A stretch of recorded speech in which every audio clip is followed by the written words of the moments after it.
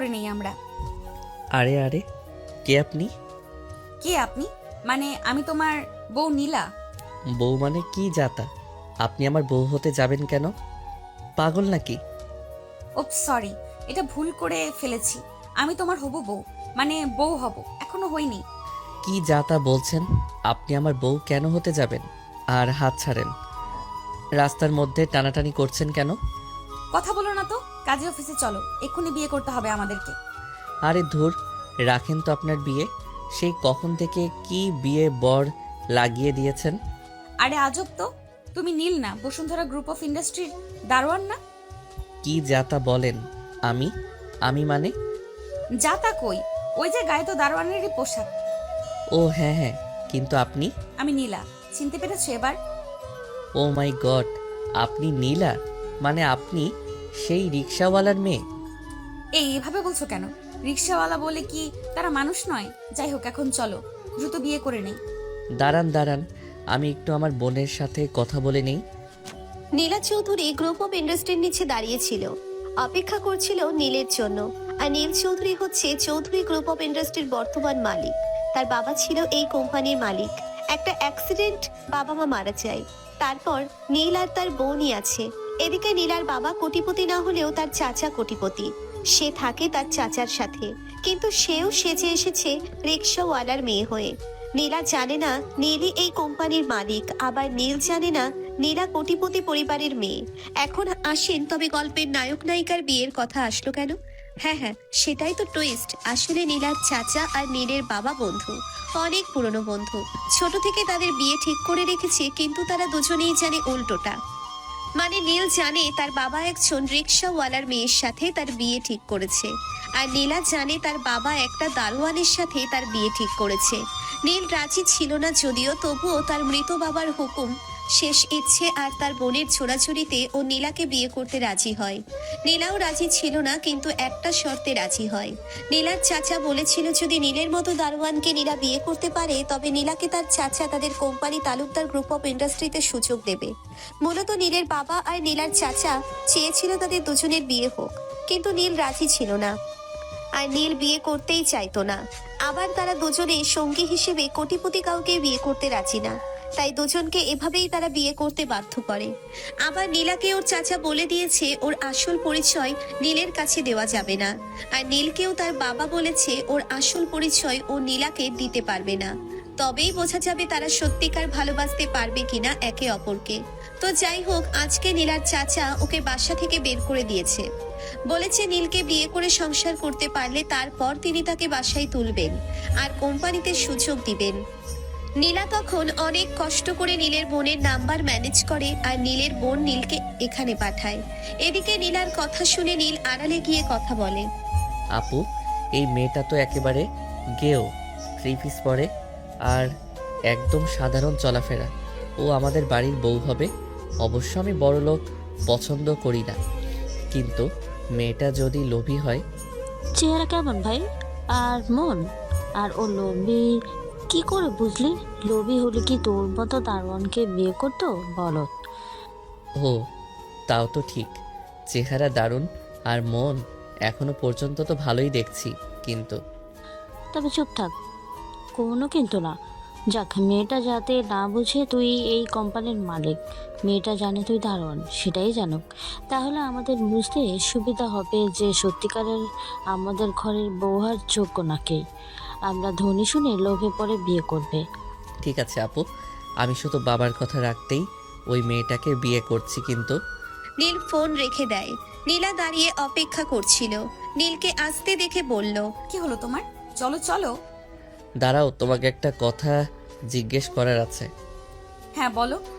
বলছি, আমি তো একজন দারোয়ান, আমার সাথে বিয়ে করতে তোমার আপত্তি নেই? কেন আপত্তি কিসের থাকবে? দারোয়ান কি মানুষ নয়? তবে জানো, আমার আগের বয়ফ্রেন্ডটা কোটিপতি ছিল, কিন্তু তাতে কি, এক নম্বরের বদমাস, চরিত্রহীন ছিল। ওকে তো আমি একেবারে চিবিয়ে খেয়ে নিতাম। কথা হলো, ওকে যদি বিয়ে করতাম তবে তো টাকা দিয়ে সুখ দিত, কিন্তু মানুষের মনই তো আসল, তাই না? বাহ, তোমার বয়ফ্রেন্ডও ছিল, তাও কোটিপতি, তারপরও আমাকে বিয়ে করতে এসেছো? আরে মজা করছি, তোমাকে তো বেশ ভালোই বোকা বানানো যায়। চলো বিয়ে করতে চাই। নীলা হ্যাঁচকা টানে নীলকে একটা রিকশায় উঠিয়ে নিল। নীল এই প্রথম রিকশায় উঠল, তবে নীলা বেশ কয়েকবার উঠেছে, কারণ তার চাচার বাসায় আসার আগে সে একদম সাধারণ জীবনযাপনই করত। মানে গ্রামে থাকতো। তার বাবা ছোটবেলায় তাদের রেখে চলে গিয়েছিল, মানে ওর মাকে ধোকা দিয়ে চলে গিয়েছে অন্য কারো কাছে। তার মাই বড় করেছে আর চাচা খরচ দিত, কিন্তু কিছুদিন পর তার চাচা তার বাসায় তাকে আর তার মাকে নিয়ে আসে। নীলার বাবা তার মাকে বিয়ে করে ঠকিয়েছে, তাই সে জীবনে কাউকে ভালোবাসতে চায় না। তার চাচাও তাকে কোনোভাবে রাজি করাতে পারেনি, তাই বাধ্য হয়ে তাকে শর্ত দেয়, কারণ তিনি নীলাকে খুব ভালোবাসেন আর চান নীলা একটা সুন্দর জীবন কাটাক। কিন্তু নীলার তো বিয়ের নামে অ্যালার্জি, তাই বাধ্য হয়ে তিনি কঠিন রূপ ধারণ করেন। নীলাও মায়ের খরচ জোগাতে রাজি হয় বিয়ে করতে, তবে সেও চায় যে সেই দারোয়ান ছেলেটা ও রিক্সাওয়ালার মেয়ে সেটাই জানুক, কারণ নীলাও দেখতে চায় নীল এটা জেনে তাকে বিয়ে এবং ভালোবাসতে রাজি কিনা। যাই হোক, নীল রাজি দেখে নীলা একটু অবাক হয়, মনে মনে বলে ব্যাপার কি? এই ছেলে তো দেখছি সব জেনেও বিয়ে করতে রাজি। নীল কখনো রিক্সায় ওঠেনি বলে ওর বসতে অসুবিধে হচ্ছিল। দুজনে রিক্সায় আর কথা বলে না, কাজী অফিসের সামনে থামে, তারপর কাজী অফিসে গিয়ে বসে। নীল চেয়ারে বসে, নীলা গিয়ে বলে, কাজী সাহেব, আমাদের বিয়ে পড়ান। কাজী সাহেব নিচু হয়ে ফাইলে কিছু লিখছিলেন। চোখ উঠিয়ে নীলকে দেখতেই বলে ওঠেন, আরে নীল চৌধুরী, আপনি আপনি এখানে আমার কাজে অফিসে? আমি তো পাগল হয়ে যাব, এ আমি কি দেখছি? নীলা অবাক হয়ে নীলের দিকে তাকায়। নীল জিভে কামড় দেয়, চোখ দিয়ে ইশারা করতে থাকে আর দ্রুত নীলার পিছনে গিয়ে হাত নেড়ে তাকে বোঝায় তার পরিচয় না দিতে, কিন্তু কাজী সাহেব কিছুই বুঝতে পারেন না। নীল চৌধুরী মানে? কিসের চৌধুরী? এই তোমার বংশ কি চৌধুরী বংশ? আর উনি তোমাকে চিনে কি করে? চিনি মানে ওনার 14 গোষ্ঠীকে চিনি, সবচেয়ে শহরের বড় ধনী চৌধুরী গ্রুপ অফ। দারোয়ান চৌধুরী গ্রুপ অফ ইন্ডাস্ট্রির দারোয়ান। হে হে হে। মানে দারোয়ান মানে? আপনি দেখছেন না আমার পরনে দারোয়ানের পোশাক? আমি দারোয়ান, দারোয়ান, বুঝছেন না? বোঝেন বোঝেন। কাজী সাহেব হাঁ করে থাকে, এতক্ষণ খেয়াল করেনি নীলের পরনে দারোয়ানের পোশাক। এতক্ষণ পর দেখতে পেয়ে অবাক হয়ে যান। নীল দ্রুত হাত নেড়ে তাকে বোঝায়। কাজী সাহেব সব না বুঝলেও এটা বুঝতে পারেন নীল নীলাকে তার আসল পরিচয় দিতে না করছে। কাজী সাহেব এবার জিভে কামড় দেন। হ্যাঁ হ্যাঁ, দারোয়ান। কিন্তু উনি যে চৌধুরী বললেন। আরে চৌধুরীর দারোয়ান তো চৌধুরী হবে। এবার নীলা বেশ রেগে যায়, কাজী সাহেবের মাথায় একটা চাটি মারে। কাজী সাহেব আর নীল দুজনেই হাঁ হয়ে থাকে। এটা কি হলো? আপনি দারোয়ান বলে ওকে নিয়ে মজা করছেন, তাই না? দারোয়ান বলে কি মানুষ নয়? যাই হোক, নিন বিয়ে পড়ান। কার? কার আবার? এখানে আপনার সাথে কে আছে? আমার আর ওর। আর কার বিয়ে পড়াবেন? কাজী এবার চূড়ান্ত অবাক হয়, নীলাকে আগাগোড়া একবার দেখে নেয়। মানে কি? নীল চৌধুরীর সাথে আপনার মতো মেয়ের, মানে এটা কি করে সম্ভব? আপনি আবারও ইয়ার্কি করছেন? আপনার কাজ বিয়ে পড়ানো, পড়ান, নতুবা আমি কিন্তু আপনার নামে পুলিশ কমপ্লেন করব। নীল এগিয়ে আসে, কাজী সাহেবকে চোখ টিপ দিয়ে বলে, বিয়েটা পড়ান, হ্যাঁ, না হলে কিন্তু। কিন্তু আপনাদের সাক্ষী কই? সাক্ষী ছাড়া তো বিয়ে হবে না। এই রে, তাড়াহুড়ো তো ভুলেই গেছি যে সাক্ষী লাগে। এবার কি হবে? এই যে নীল, তোমার কোনো বন্ধু নেই? দাও, কল দাও, আসতে বলো। আচ্ছা দাঁড়ান, আমি এখানে কয়েকজন আছে, ওরা সাক্ষী হবে, ওদের বলছি। কাজী সাহেব দুইটা ছেলেকে ডাকেন। ছেলেগুলো নীলকে দেখে কিছু বলতে গেলে কাজী সাহেব ইশারায় তাদেরকে চুপ করান। তারপর তাদের বিয়ের কাজ শুরু হয়। কবুল বলার মাধ্যমে বিয়ের কাজ শুরু হয়। নীলা খুশিতে নীলকে জড়িয়ে ধরে। মূলত এই জড়িয়ে ধরা আর খুশির কারণ হলো সে তার চাচার শর্ত পূরণ করতে পেরেছে কিছুটা। এখন সংসার করতে হবে, তারপর তার চাচা তাকে একটা চাকরি দেবে আর সে তার মাকে নিয়ে সুখে দিন কাটাবে। তার মাকে অনেক শান্তি দিবে যা তার বাবা দিতে পারেনি। এদিকে নীলা আচমকা জড়িয়ে ধরায় নীল হাঁ হয়ে যায়। কেন যেন নীলের শরীরে একটা শিহরণ জেগে ওঠে। নীল নীলার দিকে তাকিয়ে থাকে। মেয়েটা একদমই সরল দেখতে, আর কি সুন্দর মিষ্টি হাসি। মেয়েটা কি সত্যি সত্যি তাকে ভালোবেসে বিয়ে করেছে, দারোয়ান জেনেও? নীলা তারপর নীলের হাত ধরে বাইরে টানতে থাকে। নীল তাকে বুঝিয়ে বলে, তুমি যাও, আমি ওদের টাকাটা দিয়ে আসি। নীলা বাইরে দাঁড়িয়ে থাকে। নীল টাকা দিতে গেলে কাজী হাঁ করে জিজ্ঞেস করে, স্যার এইসব কি হলো? আর মেয়েটা কি বললো কিছুই বুঝলাম না। আপনি বা তাকে কেন পরিচয় দিতে নিষেধ করলেন তাও বুঝলাম না। নীল কাজীর পকেটে টাকা গুজে দিয়ে বলল, এখানে 5 লাখ আছে, কেমন? আপাতত এই টাকাটা কাজে লাগাও, কিছু বুঝতে হবে না। টাকা দেখে কাজী সাহেব সাথে সাথে বেহুশ হয়ে পড়ে যান। নীল অবাক হয়ে জিজ্ঞেস করে, ব্যাপার কি? কি হলো ওনার? স্যার জীবনে একসাথে এত টাকা দেখিনি তো। কয়েক বছরেও ওনার এত টাকা হতো না। সেটা একসাথে দেখলেই ঢাল সামলাতে পারেনি। নীলা বাহির থেকে দৌড়ে আসে। কি হলো? কি পড়ার শব্দ হলো? এ কি, ওনার কি হয়েছে? কিছু হয়নি, তুমি চলো। না না, ওনাকে ঠিক করতে হবে। ওনার বোধহয় হুঁশ চলে গেছে। নীলা নীলকে ধাক্কা দিয়ে সরিয়ে কাজী সাহেবের হাত ধরে দৌড়তে শুরু করলে। তারপর পানি এনে মুখে ছিটা দিল। কিছুক্ষণ পর কাজী সাহেব চোখ খুলল। নীলার মুখে হাসি ফুটলো। এই নিন, আপনাদের কাজী সাহেব চোখ খুলেছে। গরমে বেহুশ হয়ে গেছে বোধহয়, যেন ওনাকে বাসায় নিয়ে যান। কাজী সাহেব তখনও হা করে আছেন। তিনি কিছু বলতে চান, তখনই ছেলেগুলো তাকে ভেতরে নিয়ে যায়। নীল একটু মুগ্ধ হয়ে নীলার দিকে তাকায়। মেয়েটা খারাপ না, অন্যের জীবন যে বাঁচায় সে খারাপ হতে পারে না। নীল মুচকি হাসে। কাজী অফিস থেকে বেরিয়ে নীল আবারও কাউকে ফোন দেয়। নীলা এটা দেখে বিরক্ত হয়ে ফোন কেটে দেয়। এখন তুমি আমার বর, শুধু আমার সাথে কথা বলবা, বুঝছো? আজকে থেকে গার্লফ্রেন্ড বন্ধু সব বাদ, কেবল আমি। এটা কি কথা? এটাই কথা। তোমার গার্লফ্রেন্ড আছে? ধুর, আমার মতো দারোয়ানের গার্লফ্রেন্ড মাথা গোজার ঠাঁই নাই। যাই হোক, ফোনে তোমার জন্য থাকার জায়গা ম্যানেজ করছিলাম। আমার সংসারে শুধু আমার বোন আছে, বুঝলা? বোন বলছে তোমাকে নিয়ে বোন যেখানে কাজ করে সেখানে যেতে। তোমার বোন কই কাজ করে? ওই চৌধুরী বাড়িতে কাজ করে। মানে কাজের লোক আর কি। ও, আমার খারাপ লাগছে। কেন? তোমাদের এত অসহায় অবস্থা, আর এর মাঝে বিয়েটা হলো। আরে চিন্তা করো না। কিন্তু ওয়েট, ওই বাড়িতে তো তোমার বোন কাজ করে, ওখানে আমরা কোথায় থাকবো? তাই তো, সেটা তো ভেবে দেখিনি। দাঁড়াও, একটা ঘর খুঁজতে হবে।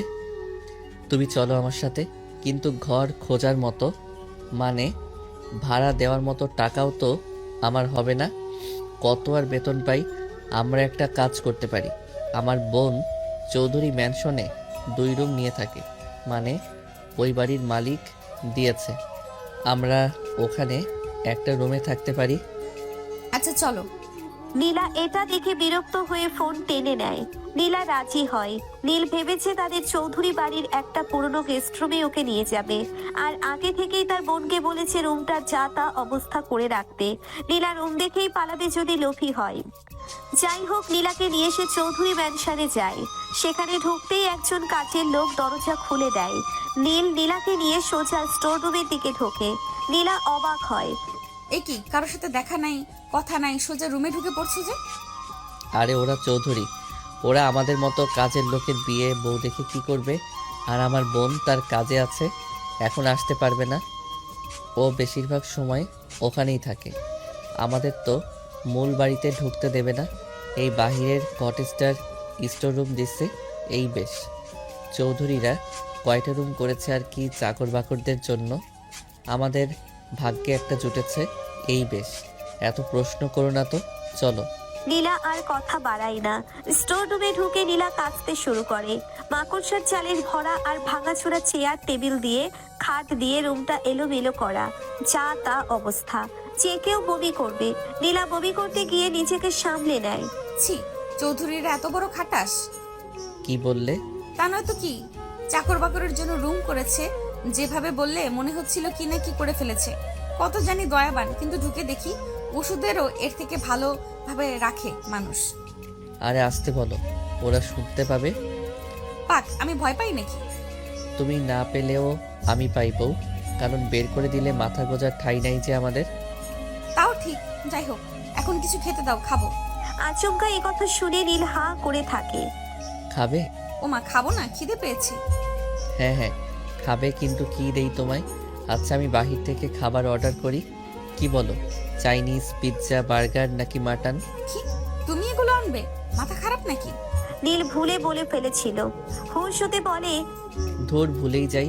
আমি নীল চৌধুরী না, দারোয়ান নীল। না মানে আলু ভর্তা, ডাল, ভাজি কোনটা?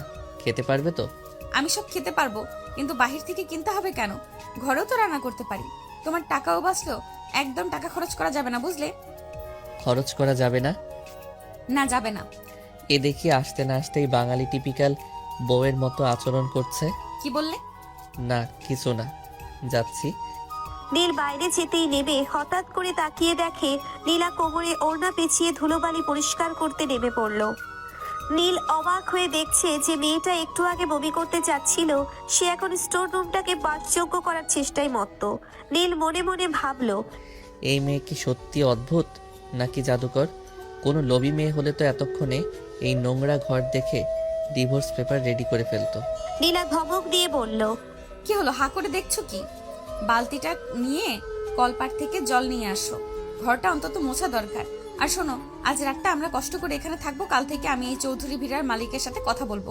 মানুষকে এভাবে জানোয়ারের মতো ঘরে রাখা আমি একদম পছন্দ করি না। তুমি না বললে খাবে, খিদে পেয়েছে। সর খাবো, আগে যাও, যেটা করতে বলেছি করো। এই নোংরা পরিষ্কার না করে খাওয়া যাবে? নীল ঢোক গিলে বালতি নিয়ে বেরিয়ে এলো। আড়ালে গিয়ে বোন রিতাকে ফোন করলো। আপু, সর্বনাশ হয়েছে। নীলা তো রেগে আগুন। ও নাকি কাল সকাল এই বাড়ির মালিকের সাথে ফাইট করবে, মানে আমার সাথেই আমার ফাইট হবে। বেশ তো, দারুণ হবে। তুই কাল সকালে অফিসে বড় সাহেব সেজে নীলার সামনে যাবি না, তুই থাকবি দারোয়ান নীল হয়েই। দেখি ও তোর জন্য মালিকের সামনে গিয়ে কতটা লড়াই করতে পারে। আমি ম্যানেজারকে বলে দিচ্ছি তোকে যেন আড়ালে রাখে। রাত বাড়লো। নীলা অনেক কষ্টে স্টোর রুমটা পরিষ্কার করে এক কোণে বিছানা পেতেছে। নীল বাইরে থেকে সস্তায় কিছু ডাল আর ভাত নিয়ে এসেছে। দুজনে মাটিতে বসেই খাবার খেলো। জানো নীল, আজকের এই ডাল ভাত আমার কাছে পৃথিবীর সেরা খাবারের চেয়েও দামি মনে হচ্ছে, কারণ এটা আমার নিজের সংসারের প্রথম খাবার। এই ঘরটা ছোট হতে পারে, কিন্তু এখানে আমাদের নিজেদের স্বাধীনতা আছে। নীলার কথা শুনে নীলের বুকের ভিতরটা কেমন যেন করে উঠল। সে অপলক দৃষ্টিতে নীলার দিকে তাকিয়ে রইল। চাঁদের আলো ভাঙা জানালা দিয়ে নীলার মুখে এসে পড়েছে। নীল আলতো করে নীলার হাত ধরল। এক অদ্ভুত রোমান্টিক আবেশ তৈরি হলো সেই ভাঙাচোরা ঘরেই। নীলা, তুমি কি আমাকে কোনোদিন ছেড়ে যাবে? এই দারিদ্রের সংসারে সারা জীবন থাকবে তো?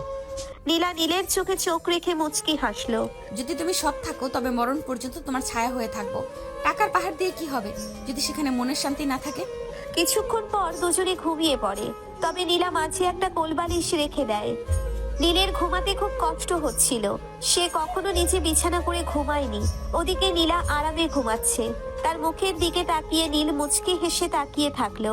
মেয়েটা আসলেই সুন্দর। পরদিন সকালে চৌধুরী ম্যানশনে আজ এক বড় পার্টির আয়োজন।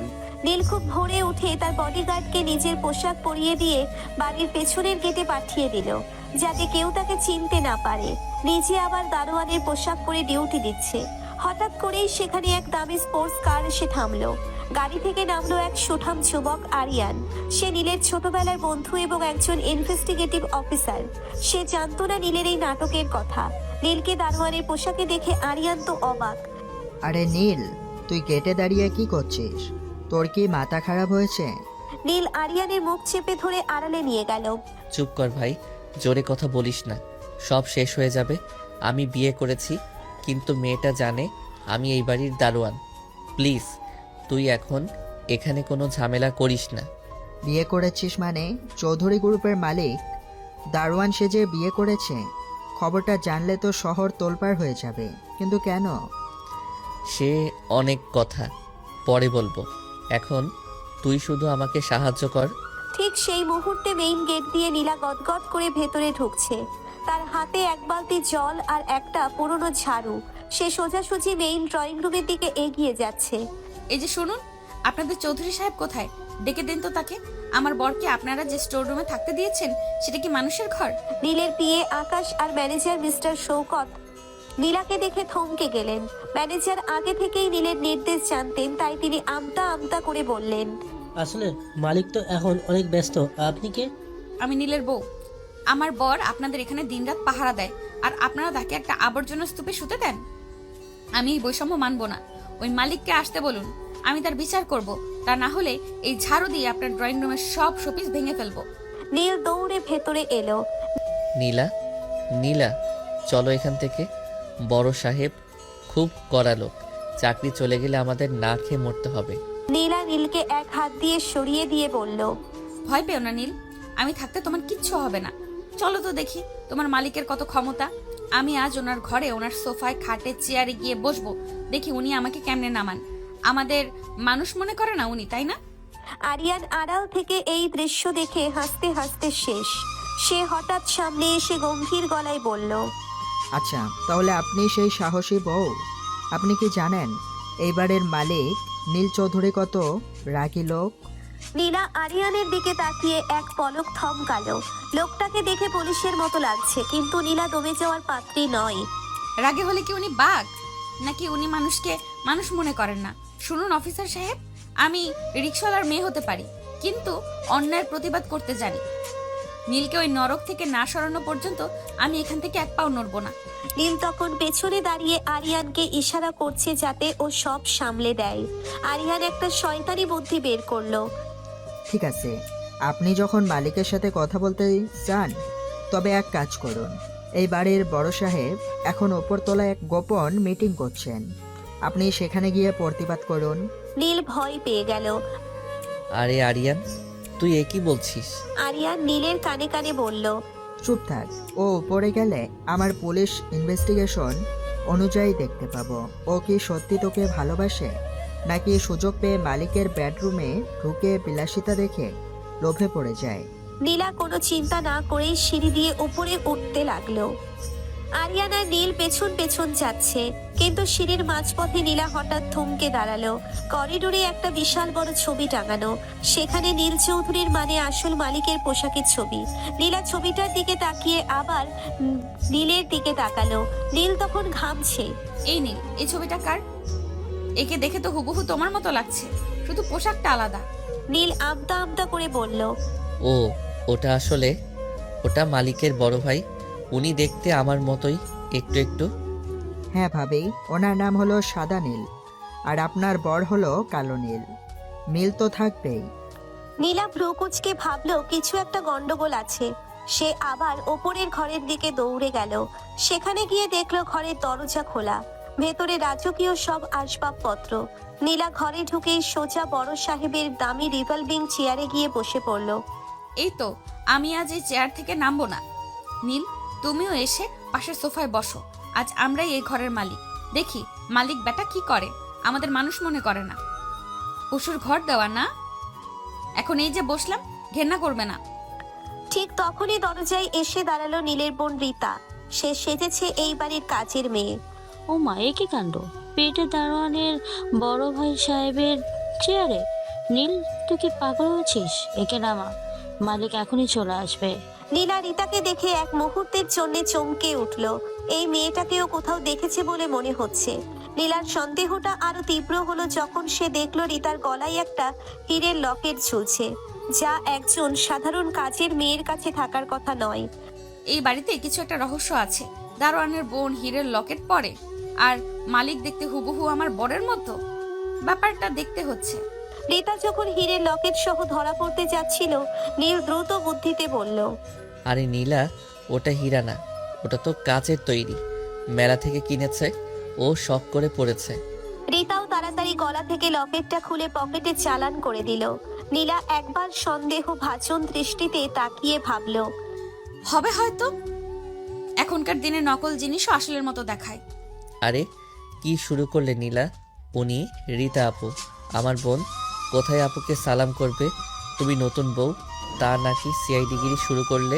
নীল ইশারা করলে আরিয়ান চলে যায়। রীতা চুপচাপ তাকিয়ে থাকে।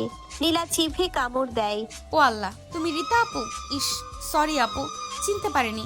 আপু, তুমি এই পচা লোকদের এখানে কিসের কাজ করো? এরা কি পচা পচা রুম দিয়ে রেখেছে? কেন, তোমার কি বড় লোকদের মতো রুম দরকার নীলা? থুর, আমি নিজেই তো গরিব, বড়লোক হয়ে কি করব? আমি বুঝিয়েছি রুমটা খুব নোংরা ছিল। নোংরা আমার পছন্দ না, নইলে মাটির ঘরও আমার অসুবিধা নেই। আচ্ছা, আমি অবশ্য রুমটা পরিষ্কার করে ফেলেছি। চলো আপু, আজ তোমার সাথে অনেক গল্প করব। বিয়ের পর আমার জীবনে তুমি আর নীলই তো সব। নীলের কাছে সব শুনেছি। তোমাদের বাবা মা নেই, চিন্তা করো না। আমি এসেছি না, তোমাদের কোনো কষ্ট হতে দিব না। কদিন পর আমি জব নেব, আর তোমাদেরও অনেক ভালো রাখবো। এই পচা লোকদের এখানে কাজ করতে হবে না, বুঝলে? একদমই কথাগুলো বলে নীলা হাঁপাতে শুরু করলো। রীতা পানি এগিয়ে দিল। নীলা অবাক হয়ে তাকালো। পাশে নীলের মাথায় হাত। এসে কাকে বিয়ে করেছে? এ তো টেপ রেকর্ডার, শুরু হলে বন্ধ হবারই নাম নেই। কি আপু? পানি? পানি? হ্যাঁ, তুমি হাঁপিয়ে গিয়েছো না, এত কথা বলছো। ওহো, আচ্ছা তাই। আমি আরো অনেক কথা বলতে পারি আপু, এ তো কিছুই না, শুনবে? না না, শুনতে হবে না আপু, এখন চলো ঘরে চলো। ওই খরচ মালিকরা এসে পড়লে পরে ঝামেলা হবে। ওদের ভয় পাই নাকি আমি? নীলা নীলা নীলা, বুঝতে পারছি তুমি ভয় পাও না, কিন্তু অন্যের বাড়িতে ঢুকে হাঙ্গামা করাও তো ঠিক না বলো। আর আপুর সাথে দেখা হলো, আপুর সাথে আড্ডা দেওয়া উচিত না? তাই তো, দেখেছো আমিও না। চলো চলো রুমে চলো, আপুকে কিছু বানিয়ে দেই আর জমিয়ে আড্ডা দেই। নীল নীলাকে নিয়ে ঘরে গেল। তারা তিনজনে মিলে আড্ডা দিল। এদিকে আড্ডা শেষে রীতা এরপর নীলের সাথে বেশ কিছুক্ষণ কথা বলল। নীল বুঝতে পারলো চৌধুরী ভিলার ওই আলিশান পরিবেশে বেশি দিন থাকলে নীলা নির্ঘাত তার আসল পরিচয় ধরে ফেলবে। বিশেষ করে আরিয়ান আর রীতা যেভাবে তালগোল পাকাচ্ছে তাতে বিপদ আসন্ন। তাই রাতারাতি সে তার বিয়ে আকাশকে দিয়ে শহরের এক বস্তির কাছে একটা পুরনো আধা পাকা ঘর ভাড়া করলো। তারপর রীতার সাথে আলোচনা করে ঠিক করলো সেখানে চলে যাবে। যাবার সময় নীলার মন খারাপ হলো। আপু, তোমাকে রেখে চলে যাচ্ছি, কিন্তু চিন্তা করো না, আমি একটা জব নিলে তোমাকে নিয়ে যাব। না হয় আপু তুমিও চলো না, ওদের কাজ তোমাকে করতে হবে না। না নীলা, আমি এখানে অনেক বছর কাজ করি সোনা, আমি এভাবে যেতে পারবো না। তোমরা যাও, আমি একসময় ঠিক আসবো। রীতা বুঝতে পারে নীলা আসলেই খুব সহজ সরল আর ভালো। কত সহজে মিশে যায়। নীল নীলাকে নিয়ে বস্তিতে চলে যায়। রুমের অবস্থা দেখে নীল নিজেই থতমত খেয়ে গেল। এক কোণে মাকড়সার জাল, দেওয়ালের পলেস্তারা খসে পড়ছে। নীল আমতা আমতা করে বলল, নীলা, আসলে আমার সামর্থ্য তো কম, এই ঘরটাই জুটলো আমাদের কপালে, তোমার খুব কষ্ট হবে না? নীলা ঘরে ঢুকেই কোমরে ওড়না পেঁচিয়ে নিল। নীলকে অবাক করে দিয়ে সে বলল, কিসের কষ্ট? আমাদের নিজেদের ঘর, এটাই বড় কথা। তুমি কলপার থেকে জল নিয়ে আসো, আমি ঝটপট পরিষ্কার করে ফেলছি। নীল বালতি হাতে জল আনতে গেল। 2 ঘন্টার পরিশ্রমে নীলা ঘরটাকে একদম বদলে দিল। ভাঙা জানালায় নিচের একটা ওড়না দিয়ে পর্দা বানিয়ে দিল। মেঝের ধুলো মুছে ঝকঝকে করে ফেললো। নীল মুগ্ধ হয়ে নীলার কাজ করা দেখছিল। ঘামে নীলার কপালে ছোট ছোট বিন্দু জমেছে। তাতেই ওকে পৃথিবীর সবচেয়ে সুন্দরী মনে হচ্ছিল নীলের কাছে। পরিষ্কার শেষে নীলা খাবার রান্না করতে চলে গেল। নীল জীবনেও এত কাজ করেনি ঘরের। সে ক্লান্ত হয়ে বসে পড়ল। কিছুক্ষণ পর নীলা এসে বলল, এখন পেটে ইঁদুর দৌড়াচ্ছে, এই নাও আমাদের রাজকীয় ডিনার। নীল দেখলো মেনু হলো পোড়া আলু ভর্তা আর একদম পাতলা ডাল। কোনো রকমে ঢোক গিলে খেতে বসলো, কারণ এমন খাবার সে কখনো খায়নি। এ মেয়ের জন্য আর কি কি করতে হবে কে জানে। নীল এক লোকমা মুখে দিয়েই চোখ মুখ কুঁচকে ফেললো। ওহ নীলা, এটা ডাল নাকি গরম জল? আর আলু ভর্তায় এত ঝাল কেন? তোমার জিভ তো জ্বলে যাচ্ছে। বেশি কথা বলবে না। ডাল পাতলা কারণ জল বেশি খেলে স্বাস্থ্য ভালো থাকে, আর ঝাল বেশি দিয়েছি যাতে তোমার নাকে জল আসে আর নাক পরিষ্কার থাকে। টাকা কম থাকলে বুদ্ধি বেশি খাটাতে হয়, বুঝলে দারোয়ান সাহেব? নীল মনে মনে হাসলো। মেয়েটা পাগল আছে, কি সব চিন্তা। ভালোই সঞ্চয়ী সে। এতটাই যে ঝাল বেশি দিয়ে নাক পরিষ্কার রাখবে, কি অদ্ভুত চিন্তা ভাবনা। ওর ইচ্ছে করছিল তখনই নীলাকে বলে দেয় যে সে আসলে নীল চৌধুরী। কিন্তু নীলার এই সংগ্রামী রূপ দেখার মজাই আলাদা। খাওয়ার পর্ব শেষ ওদের, এবার শুতে যাবে। শোয়ার সময় নীলা বড় একটা কোলবালিশ বিছানার ঠিক মাঝখানে রাখলো। নীল এক কোণে লাজুক ভঙ্গিতে দাঁড়িয়ে আছে। এই যে মিস্টার নীল, এখানে এসে শুয়ে পড়ো। না মানে আমি কি ওই ফ্লোরে শোবো? মানে তুমি তো আবার রাগ করো কি না? আরে ভীতু পুরুষ, আমি কি বাঘ নাকি যে তোমাকে চিবিয়ে খাবো? তুমি আমার স্বামী, কিন্তু সাবধান, এই বালিশ হলো বর্ডার লাইন। যদি এই লাইন পার হয়েছো তবে কাল সকালে এই ঝাড়ু দিয়ে পিটিয়ে তোমার পিছের ছাল তুলে দিব। আমি দেখতে চাই আমার বরটা কতটা ধৈর্যশীল। ভালোবাসা আগে মনে হোক, তারপর শরীরে, বুঝেছো? নীল কাপা কাপা পায়ে শুয়ে পড়ল। নীলা একদম আয়েশ করে বালিশের ওপাশে ঘুমিয়ে পড়ল। মাঝরাতে নীলের ঘুম ভেঙে গেল। সে দেখলো নীলা ঘুমের ঘোরে বালিশটা একদম জড়িয়ে ধরে তার দিকে মুখ করে শুয়ে আছে। চাঁদের আলোয় ওর নিষ্পাপ মুখটা দেখে নীল আর নিজেকে ধরে রাখতে পারলো না। সে আলতো করে নীলার কপালে একটা চুমু খেয়ে ফিসফিস করে বলল, তুমি রিক্সাওয়ালার মেয়ে হওয়ার রাজকন্যা, আমি সত্যি তোমার প্রেমে পড়ে যাচ্ছি নীলা। পরক্ষণেই নীলা ঘুমের ঘোরেই বলে উঠল, মালিকের বিড়ালকে ঝাড়ু দিয়ে পিটাবো। নীল ভয়ে ধরপড় করে দূরে সরে গেল। মেয়েটা কি ঘুমের মধ্যেও মারপিটের স্বপ্ন দেখে? রাত কেটে গেল।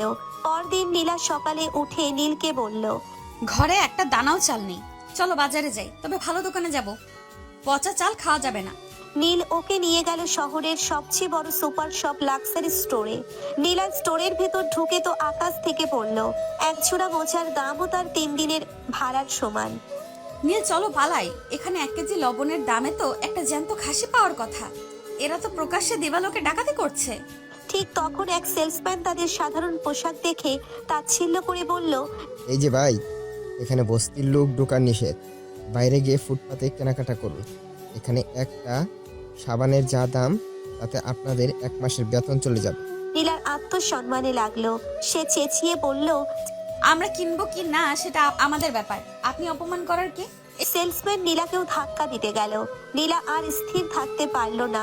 সে চোখের ইশারায় একটু দূরে দাঁড়িয়ে থাকা স্টোর ম্যানেজারকে ডাকলো। ম্যানেজার নীলকে দেখে শিউরে উঠলেন। আরে নীল, নীল দ্রুত ম্যানেজারের মুখ চেপে ধরল। নিচু স্বরে বলল, খবরদার, আমি এখানে দারোয়ান নীল, আমার পরিচয় দিলে তোর চাকরি এখনই যাবে। ম্যানেজার আমতা আমতা করে বললেন।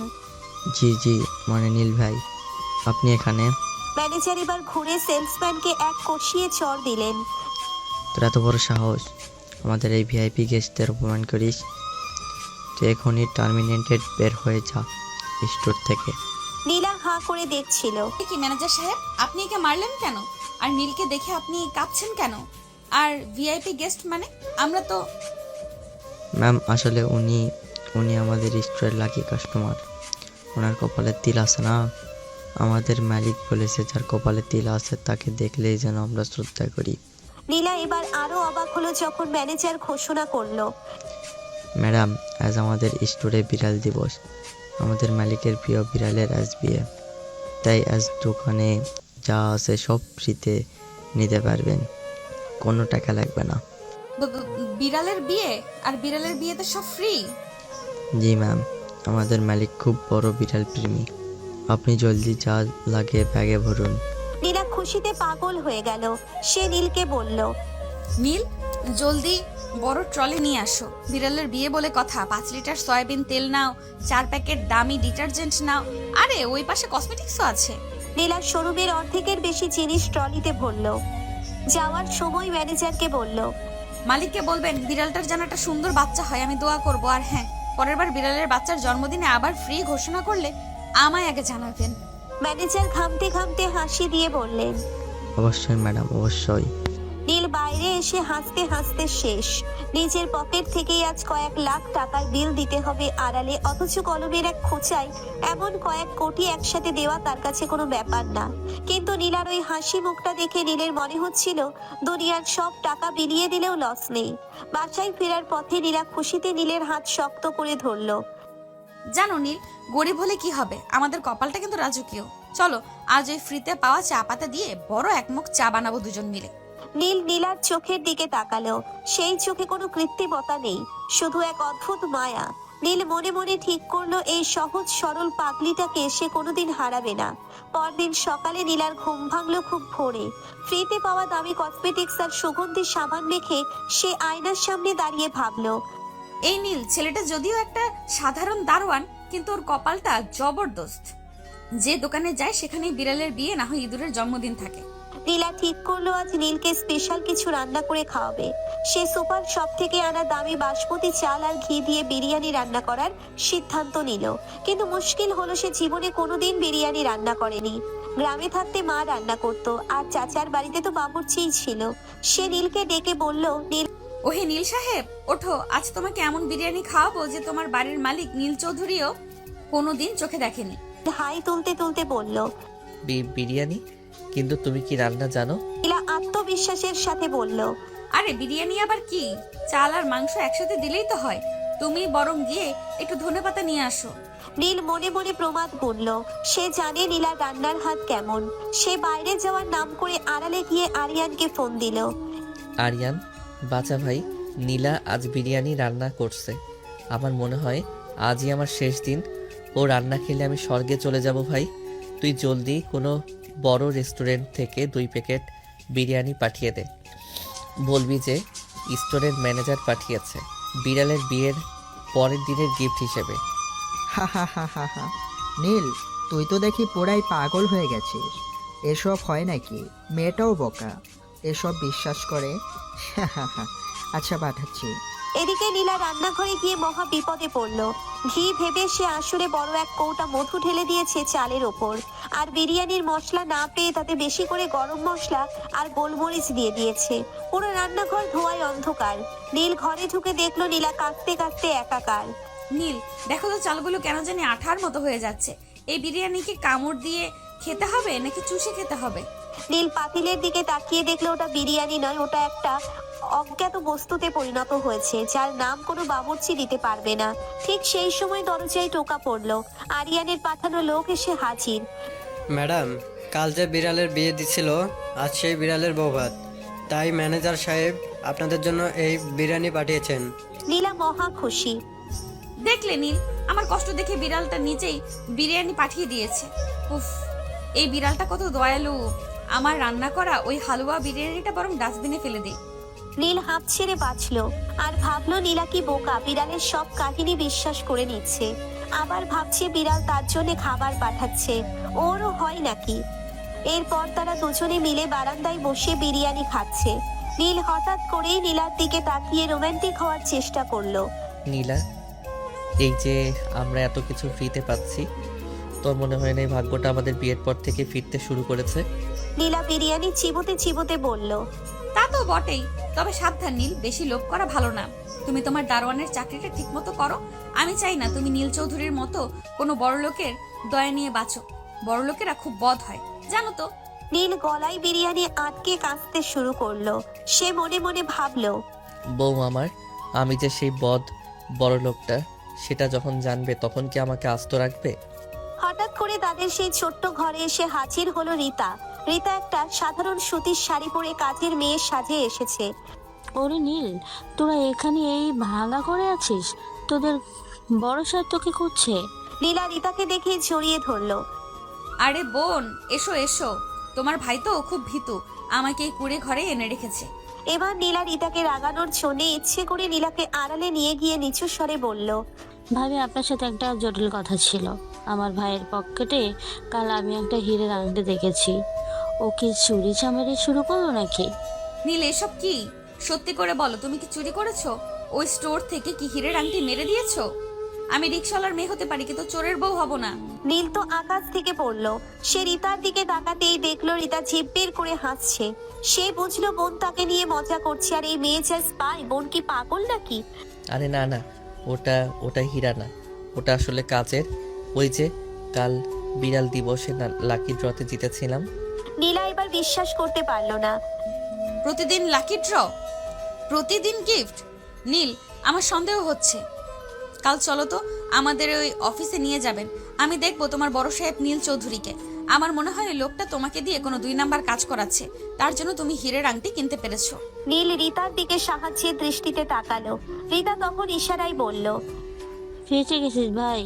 নীল রান্না করার পর রীতা সহ সবাই একসাথে খেলো। এরপর কিছুক্ষণ গল্প করে রীতা চলে গেল। রাতে আবার সেই বালিশের সীমানা। কিন্তু আজ নীল একটু সাহসী হলো। সে নীলার একটু কাছে ঘেঁষার চেষ্টা করলো। নীলা, শোনো না, এই ঘরটা ছোট ঠিকই, কিন্তু তুমি আসার পর এটা আমার কাছে জান্নাত মনে হচ্ছে। নীলা মুচকি হেসে নীলের দিকে তাকালো। সে আজ আর ঝাড়ুর ভয় দেখালো না, বরং নীলের চুলে হাত বুলিয়ে দিয়ে বলল, তুমি না খুব অদ্ভুত নীল, তোমার মধ্যে কোনো অহংকার নেই। এই যে আমরা গরিব, এটা নিয়ে তোমার কোনো আক্ষেপ নেই। এটা আমার সবচেয়ে ভালো লাগে। নীল নীলার হাতটা নিজের হাতের ভেতর নিয়ে বলল, যদি কোনোদিন জানো আমি যা বলেছি তার সবটা সত্যি নয়, তবে কি আমাকে ঘৃণা করবে? নীলা গম্ভীর হয়ে গেল। আমি মিথ্যুকদের সহ্য করতে পারি না নীল, তবে যদি ভালোবাসা সত্যি হয় তবে হয়তো সব মাফ করে দিব। কিন্তু এসব কি বলছো? আর আমার সব কেমন স্বপ্নের মতো লাগছে। মনে হচ্ছে 2 দিনে যেন আমরা কত চেনা হয়ে গেছি একে অপরের। যাই হোক, এখন ঘুমাও। কাল সকালে কিন্তু নীল চৌধুরীর অফিসে হানা দেবো আমি। নীল ভয়ে কাঁপতে কাঁপতে ঘুমিয়ে পড়ল। সে স্বপ্নে দেখলো নীলা তাকে ঝাড়ু দিয়ে তাড়া করছে আর বলছে, তুই আমাকে বিড়ালের বিয়ের গপ্প শুনিয়েছিস, মিথ্যা বলেছিস। আজ তোকে ঝাড়ু দিয়ে চ্যাপ্টা বানাবো। পরদিন সকালবেলা নীলা জেদ ধরলো সে আজ নীল চৌধুরীর অফিসে গিয়ে নীল চৌধুরীর সাথে দেখা করবেই। নীল উপায় না দেখে নীল চৌধুরী সেজে অফিসে গেল না, বরং দারোয়ানের পোশাক পরেই অফিসের গেটে দাঁড়ালো। আরিয়ানকে বলল বড় সাহেবের চেয়ারে বসতে। নীলা অফিসে ঢুকেই সোজা বড় সাহেবের রুমে যেতে চাইলো। গার্ডরা আটকাতে চাইলে সে ঘর থেকে সাথে করে একটা ঝাড়ু এনেছে, সেটা উঁচিয়ে বলল, খবরদার, আমি নীল চৌধুরীর দারোয়ানের বউ। নীল চৌধুরীকে ডাকুন। এরপর নীলা নিজেই রুমে ঢুকে গেল। রুমে ঢুকেই দেখলো আরিয়ান দামি স্যুট পরে মালিকের চেয়ারে বসে পা নাচিয়ে আপেল খাচ্ছে। আরে আপনি সেই বদমাশ লোকটা না? আপনি নীল চৌধুরী, কিন্তু তা কি করে হয়? আপনি না দেখতে আমার বরের মতো ছিলেন। তবে আরে তুমি আমাদের দারোয়ানের বউ নীলা না? যাই হোক, ওইটা আরও আগে দেখতে অমন ছিলাম, পরে প্লাস্টিক সার্জারি করে এই চেহারা করেছি। কেন এত গোয়েন্দাগিরি কেন চালাচ্ছ? তাহলে সেদিন কেন বললেন না আপনি মালিক? আর চেহারা এক, আবার সার্জারি, তবে ঘরে আগের ছবি কেন টাঙিয়ে রেখেছেন? আপনি বলছেনটা কি? কিছুই বুঝতেছি না। যা সত্যি তাই বলেছি, কিন্তু তোমার এখানে কাজ কি? কি চাই? এনিওয়েজ, প্লাস্টিক সার্জারি করাইছেন না পলিথিন মারছেন? আগে ব্যাংক ছিলেন না বানর, তা দেখার দরকার আমার নেই। এই যে মিস্টার নীল চৌধুরী, আমার বরের দিকে এত কুনজর কেন আপনার? প্রতিদিন ওকে কেন এত গিফট দিচ্ছেন? আপনি কি আমার বরকে দিয়ে কোনো স্মাগলিং করেন? নীলার কথা শুনে আরিয়ান কোনো মতে হাসি চেপে গম্ভীর হয়ে বলল, আরে না ম্যাডাম, আপনার বর তো আমার খুব প্রিয়, ও ছাড়া এই অফিস চলে না। তা তো চলবেই না। আপনি তো আরাম করে চেয়ারে বসে আপেল খাচ্ছেন, আর আমার বর রোদে দাঁড়িয়ে গেট পাহারা দিচ্ছে। এই নিন, এই ঝাড়ুটা ধরুন। আজ থেকে আপনি গেটে দাঁড়াবেন আর নীল এই চেয়ারে বসবে। নীল দরজার আড়ালে দাঁড়িয়ে নিজের কপালে থাপ্পড় মারল। নীল চৌধুরী হওয়ার বদলে এখন তাকে আরিয়ানের ঝাড়ুদার হওয়ার প্রস্তাব শুনতে হচ্ছে। নীলার এই পাগলামি দেখে অফিসের সবাই হাসছে, কিন্তু নীল দেখলো নীলা তাকে কতটা আগলে রাখার চেষ্টা করছে। এই সাধারণ মেয়েটার ভেতরে যে অসাধারণ ভালোবাসা লুকিয়ে আছে তা দেখে নীল মনে মনে ঠিক করলো সে শীঘ্রই সব সত্যি বলে দেবে, কিন্তু তার আগে নীলার এই দাদাগিরিটা আরো কিছুদিন উপভোগ করতে চায়। হা হা হা হা, যান যান, আপনার স্বামীকে বেশি কষ্ট দিব না, যান। হা হা হা। নীল দৌড়ে গিয়ে নীলাকে টেনে আনলো, তারপর গাড়িতে বসালো। অফিস থেকে ফেরার পথে নীলা গাল ফুলিয়ে বসে রইলো। নীল আর চোখে নীলার দিকে তাকাচ্ছে। কি হলো বউ, ওভাবে রাগী পেঁচার মতো বসে আছো কেন? বেশি কথা বলবে না নীল। ওই নীল চৌধুরী লোকটা সুবিধার না। মানুষে তো ভালো হয় কি করে? নিশ্চয়ই ওর কোনো খারাপ মতলব আছে। কেমন কেমন যেন সন্দেহ হয়। ওর চোখ দুটো এমন চোরের মতো। নীল মনে মনে বলল, বউ আমার, তুমি যাকে আসল মালিক ভাবছো সে আসলে পুলিশ, আর যাকে দারোয়ান ভাবছো সেই আসল মালিক। বাসায় ফিরতেই দেখা গেল আর এক বিপদ। তাদের ঘরের সামনে একটা বিশাল বড় প্যাকেট রাখা। প্যাকেট খুলতেই নীলা তো অবাক। ভেতরে একটা দামি মাইক্রোওয়েভ ওভেন আর সাথে একটা চিরকুট। তাতে লেখা, কাল আমাদের মালিকের বিড়ালের বিয়েতে আপনারা আসতে পারেননি বলে বিড়ালটা খুব মন খারাপ করেছে, তাই এই ওভেনটা উপহার পাঠালো। এতে বিড়ালের বিয়ে। নীলা চোখ কপালে তুলে বলল, নীল, এই বিড়ালটার কি মাথা খারাপ? বিড়ালের আবার বিয়ে থাকে, আর সে ওভেন পাঠিয়েছে কেন? বিড়াল কি এখন ইঁদুর গ্রিল করে খাবে? আরে না না, আসলে বিড়ালটা খুব আধুনিক তো, হয়তো চাই আমরা গরম খাবার খাই। তুমি বরং এটা রাখো। ধুর, এইটা কি রূপকথা পাইছো নাকি আমাকে বলদ পাইছো? কোনটা? হ্যাঁ, নীলা সন্দেহের চোখে তাকিয়ে রইল। সে ঠিক করলো আজ রাতে সে নীলকে জেরা করবেই। এদিকে রাতের বেলা নীলা ওভেনে কিছু গরম করার চেষ্টা করতে গিয়ে উল্টে বিপত্তি বাঁধালো। সে প্লাস্টিকের বাটি সহ খাবার ঠুকিয়ে দিয়েছে। কিছুক্ষণ পর ঘর পোড়া গন্ধে ভরে গেল। নীল দৌড়ে এসে ওভেন বন্ধ করলো। নীলা, তুই তো ঘরটাই পুড়িয়ে দিতে। আমি কি করব? ওই বিড়ালটা কি আমাকে শিখিয়ে দিয়েছে এটা কিভাবে চালায়? সব দোষ ওই বিড়ালের। নীল হাসতে হাসতে নীলার কাছে গেল। নীলার নাকে একটু কালি লেগেছিল। নীল পরম মমতায় নিজের হাত দিয়ে সেই কালি মুছে দিতে লাগলো। মুহূর্তের মধ্যে ঘরটা নিস্তব্ধ হয়ে গেল। নীলা স্থির হয়ে নীলের চোখের দিকে তাকিয়ে রইল। নীল বুঝতে পারছে সে নীলার প্রেমে পড়েছে। নীলা, মাঝে মাঝে আমার খুব ভয় হয়। কিসের ভয়? যদি কোনোদিন তুমি জানো যে আমি যা বলেছি তার সবটা সত্যি নয়, সেদিন কি আমাকে এই ওভেনের ভেতর ঢুকিয়ে গ্রিল করবে? যদি তুমি আমাকে ভালোবেসে মিথ্যা বলো তবে মাফ করে দেব, কিন্তু যদি আমাকে ধোকা দাও তবে ওই ঝাড়ুটা দেখছোই তো। নীল আলতো করে নীলার হাত চেপে ধরে বলল, একটা চুমু। তোমাকে হারানো আমার সাধ্যের বাইরে নীলা। পরদিন সকালবেলা নীলা ঘর পরিষ্কার করছে, এমন সময় দরজায় করাঘাত হলো। দরজা খুলতেই নীলা দেখলো সেই শপিং স্টোরের ম্যানেজার দাঁড়িয়ে আছেন, ওনার হাতে এক বড় মাছের ছুরি। ম্যাডাম শুভ সকাল। কাল আমাদের মালিকের বিড়ালের বাসর রাত ছিল, সেই খুশিতে এই জ্যান্ত কাতল মাছটা মালিক পাঠিয়েছেন। নীলা এবার আর সহ্য করতে পারলো না, সে ম্যানেজারের কলার ধরে ভেতরে টেনে আনলো। বলুন তো, এই বিড়ালটাকে? বিড়ালের আবার বাসর রাত? আপনি কি আমাকে পাগল পেয়েছেন? আর আপনার ওই বিড়াল সব উপহার আমার বরকেই কেন পাঠায়? নীলার ধমক শুনে ম্যানেজার থরথর করে কাঁপছেন। নীল আড়াল থেকে হাত নেড়ে ইশারা করছে বিপদ বিপদ। ম্যাম আসলে বিড়ালটা হলো আমাদের মালিকের লাকি চার্জ। আর আপনার বর যখন দোকানে গিয়েছিল, বিড়ালটা ওর উপর ঝাঁপিয়ে পড়েছিল, মনে আছে? তার মানে বিড়ালটা ওকে পছন্দ করেছে, তাই এই সব উপহার। নীলা ম্যানেজারকে ছেড়ে দিয়ে বলল, ঠিক আছে, মাছটা রাখুন।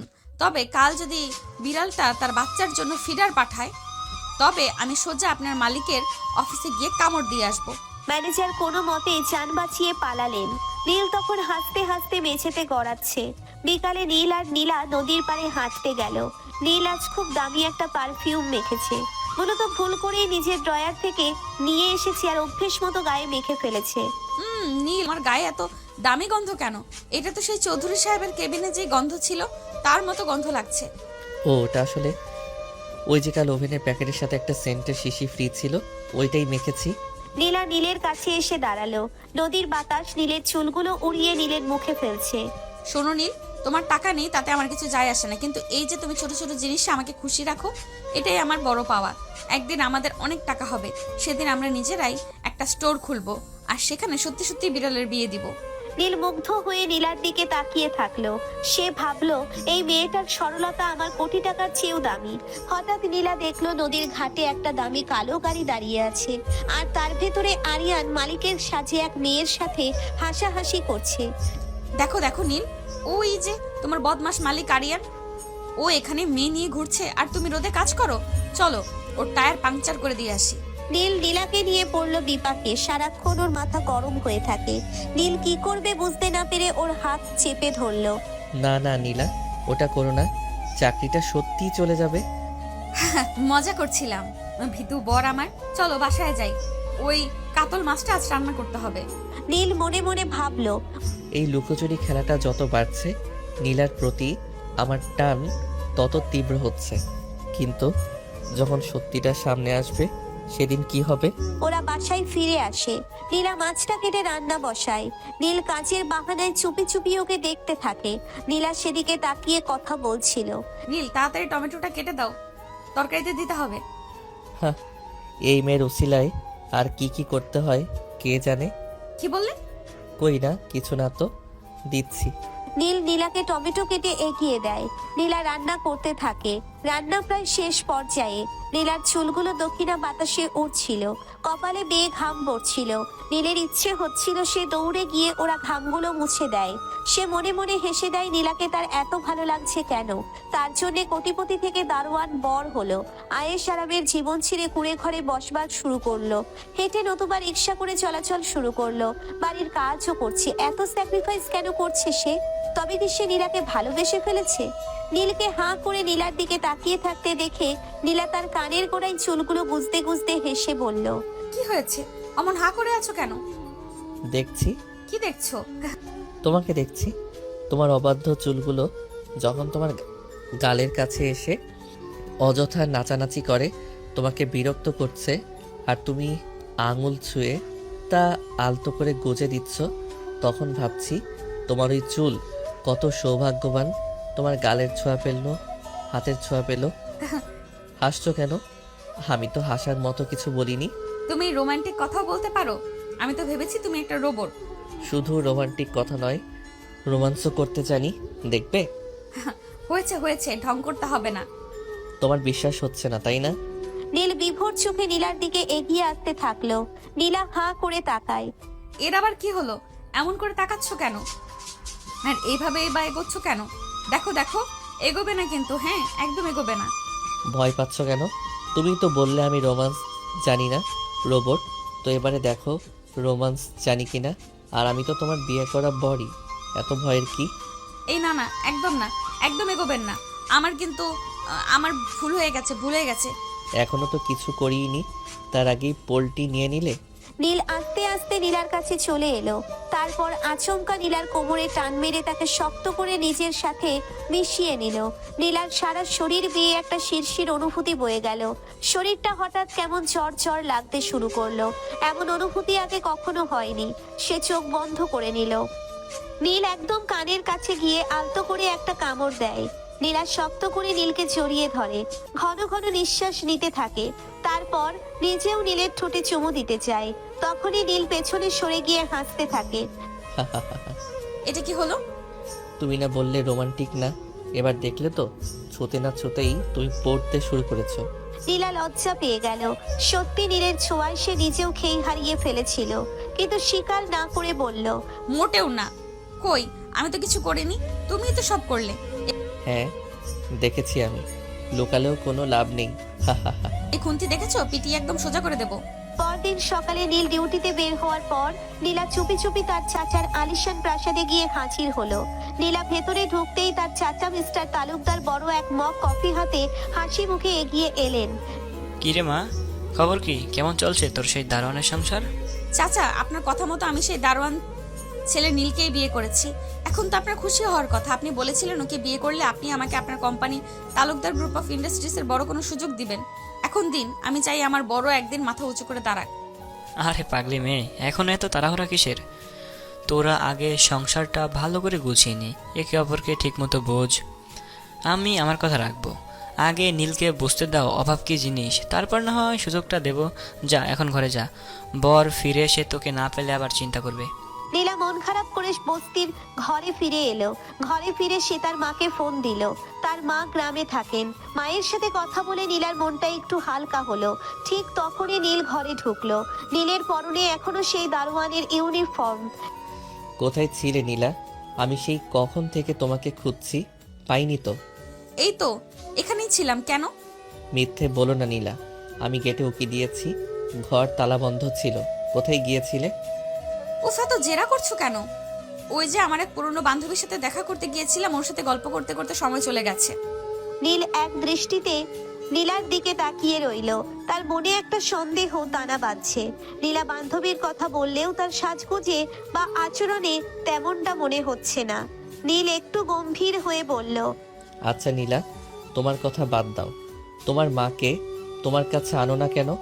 আজ পর্যন্ত ওনাকে দেখলাম না তোমার খবর নিতে, বা তোমাকে ওনার কাছে যেতে দেখলাম না। বিয়ে হলো কতদিন, উনি কি একবারও আসতে পারতেন না? আরে বললাম না, মা গ্রামে থাকে, ওনার শরীরটা খুব একটা ভালো না, তাই আসতে পারেন না। আর আমার তো রোজই মায়ের সাথে কথা হয়। এই তো একটু আগেই কথা বলছিলাম। তুমি এইসব নিয়ে বেশি ভেবো না তো। ফ্রিতে পাওয়া ওই বিড়ালের বিরিয়ানি আছে, খেয়ে নাও গে। নীল আর কথা বাড়ায় না, কিন্তু তার মনের খটকা কাটলো না। সে যখন বাথরুমে যাওয়ার প্রস্তুতি নিচ্ছিল, ঠিক তখনই তার ফোনে আরিয়ানের কল এলো। ফোনটা লাউড স্পিকারে ছিল না, কিন্তু ঘর ছোট হওয়ায় নীলার কানে কথাগুলো চলে আসছিল। বস, সর্বনাশ হয়েছে। আপনার অফিসের জন্য একটা জরুরি ইন্টারন্যাশনাল মিটিং এখন শুরু হবে। দুবাইয়ের বড় ক্লায়েন্টেরা অলরেডি ভিডিও কলে ওয়েট করছে। আপনি না গেলে কয়েকশো কোটি টাকার ডিল হাতছাড়া হয়ে যাবে। জলদি আসুন। নীল বিপাকে পড়ে গেল। একদিকে কয়েকশো কোটি টাকার ডিল, অন্যদিকে নীলার সামনে দাঁড়িয়ে। নীল ফোন কানে নিয়ে আচ্ছা আচ্ছি বলে কেটে দিল, কিন্তু বের হবে কিভাবে? নীলা তো তাকে যেতে দেবে না। এই, কে কল দিল? কিসের মিটিং? আর ও তোমাকে বস বলে ডাকলো কেন? আরে না নীলা, ওটা অফিসের ওই যে বড় সাহেবের সেক্রেটারি, সে মজা করে আমাকে বস বলে। আসলে হয়েছে কি, ওই যে মালিকের অফিসের এসিটা নষ্ট হয়ে গেছে, আমাকে যেতে হবে ওটা পাহারা দিতে, যাতে মেকানিকরা কিছু চুরি করতে না পারে। আজ রাতে ওখানেই আমার ডিউটি পড়েছে। এসি পাহারা দিতে তোমাকে যেতে হবে কেন? অন্য কেউ নেই? রাতের বেলা কেন? আরে বুঝতেই তো পারছো, বড়লোক মানুষের ঘর, দামি দামি জিনিস আছে, আমাকে বিশ্বাস করে বলেই তো ডাকে। আমি গেলাম, তুমি দরজা বন্ধ করে শুয়ে পড়ো। নীল প্রায় দৌড়ে ঘর থেকে বের হয়ে গেল।